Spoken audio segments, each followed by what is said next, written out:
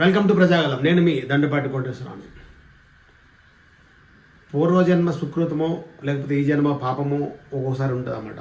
ఎందుకు చెప్తున్నామంటే మంచు మోహన్ బాబు, లక్ష్మీ ప్రసన్న పిక్చర్స్, స్వర్గీయ నందమూరి తారక రామారావు గారు ఉన్నప్పుడు ఇండస్ట్రీలో ఎవరిని ఎప్పుడు ఎలా ఇష్టం వచ్చినట్టుగా కొట్టడం కానీ ఇదేం చేయడం కానీ జరిగేది అప్పుడు.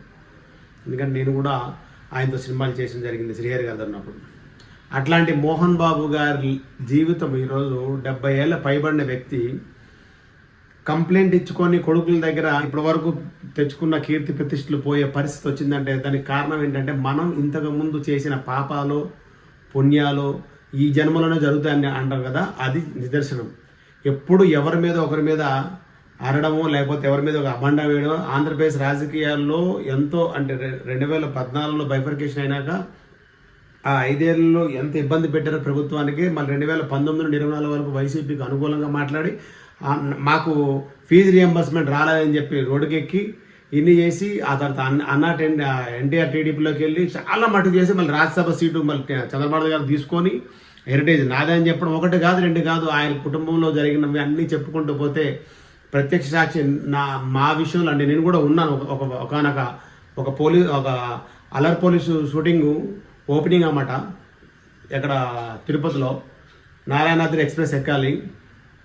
స్వర్గీయ మా అన్న సత్తన్న, శ్రీనివాస్ యాదవ్ తలసాని, శ్రీహరి గారు, నేను, మోహన్ బాబు గారు ఒక ఓపెనింగ్ నారాయణగూడకి వెళ్ళి అక్కడి స్టేషన్కి వెళ్ళేసరికి ట్రైన్ మిస్ అయ్యి ట్రైన్ వెళ్ళిపోవడం జరిగింది. మళ్ళీ రిటర్న్ ఇంటికి వచ్చాం. ఆ రోజు ఏం జరిగింది ఆ స్టోరీ వేరే ఉంటుంది. మళ్ళీ ఏదో పాత చరిత్ర చెప్పినట్టు ఉంటుంది అన్నమాట. రవి అనే ఒక డ్రైవర్ ఉంటాడు, ఇట్లా మెడిట్ ఉంటుంది అన్నమాట ఆయనకి. ఆయన ఏదో లోపల ఏదో చేసిండని బయటకు వచ్చి కొట్టినాక ఆయన పంపించడం జరిగింది వాళ్ళ ఇంటి దగ్గర. అక్కడ నుండి చూసుకుంటే ప్రతి విషయంలో కూడా శ్రీహరి గారు వెనకాలే ఉన్నారు. అప్పుడు ఆ విషయాలన్నీ తర్వాత చెప్తాం, ఎందుకంటే మళ్ళీ మా ఫ్యామిలీ ఇప్పుడు మళ్ళీ రోడ్డు మీద గీడుస్తా అంటారు కాబట్టి. ఏం జరిగిందంటే లాస్ట్ టైము ఒక మంచి విష్ణు వాళ్ళ ఇంటి మనోజ్ వాళ్ళ ఇంటికి విష్ణు వెళ్ళారు, ఇదిగో మా ఇంటికి వచ్చారు కొట్టారు. తర్వాత ఏమన్నారు మా ఫ్రాంక్ అని చెప్పని బయట పెట్టారు. అదొకసారి చూద్దాం అప్పుడు ఏం జరిగింది.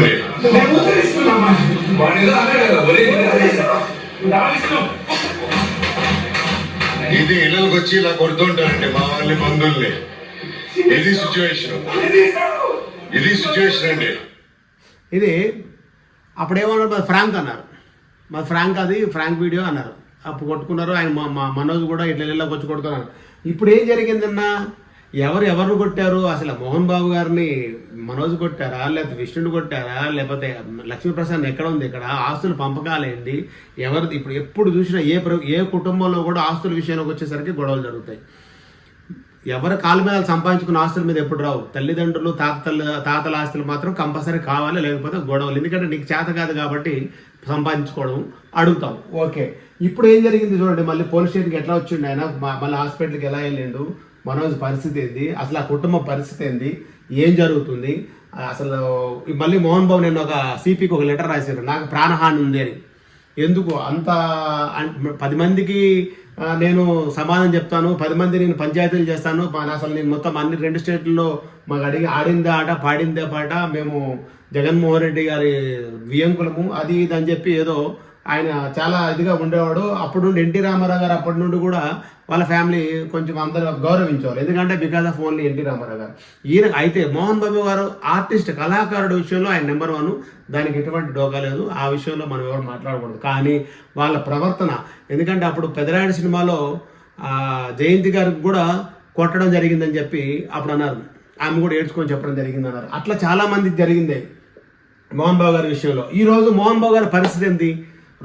ఒక తండ్రి కొడుకుల మధ్యలో ఇంత పెద్ద గలాట జరుగుతున్నప్పుడు ఎవరి ఆస్తి ఎవరు పంచుకుంటారు? వాళ్ళ ఆస్తులు ఒకప్పుడు ఏమన్నారు మోహన్ బాబు వీడియో రిలీజ్ చేసినప్పుడు, నా ఆస్తి ముగ్గురికి సమానంగా ఉంటుంది, వాళ్ళ ఆడపిల్లలు, నాకు ఆడపిల్లలు చాలా ఇష్టము, వాళ్ళ ఆడపిల్లలకు కూడా నేను బాగా చూసుకుంటా అని చెప్పినప్పుడు ఈరోజు ఎందుకు ఏ స్కూల్ అది విష్ణు పెట్టిన స్కూల్ ఒకటి, మోహన్ బాబు తిరుపతి స్కూల్ ఒకటి, వీళ్ళు బిజినెస్లేండి అంటే సినిమాలో సంపాదించింది మోహన్ బాబు గారు సంపాదించారు. కానీ మరి ఇద్దరు కొడుకులు సక్సెస్ ఎంతవరకు వచ్చినా తెలీదు. కానీ బయట బిజినెస్ మాత్రం బాగున్నా, మరి మనోజ్ బిజినెస్ ఉందా లేదా అనేది ఇప్పుడు చూడండి. పోలీస్ స్టేషన్ వచ్చి హాస్పిటల్కి వెళ్ళి ట్రీట్మెంట్ తీసుకొని మరి డిశ్చార్జ్ అయ్యి అసలు అంత పరిస్థితి ఏంటి?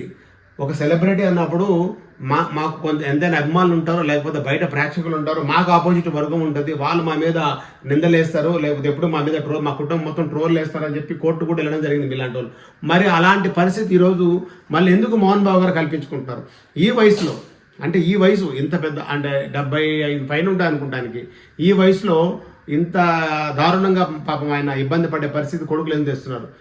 ప్రజలు కూడా గమనిస్తున్నారు మనం చేసే పాపపుణ్యాలు కూడా ఎలా ఉంటాయి అనేది. ఇది నిదర్శనమేమో అనిపిస్తుంది.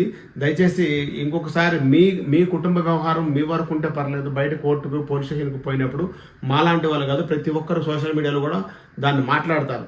వాటిని కూడా మీరు వక్రీకరించి మేము కోర్టుకు వెళ్తాము, మేము డిఫర్మేషన్ కేసు వేస్తాము. అసలు బయట ఇప్పుడు ఒక కుటుంబంలో భార్యాభర్తల గొడవ అనేది గడప దాటద్దు.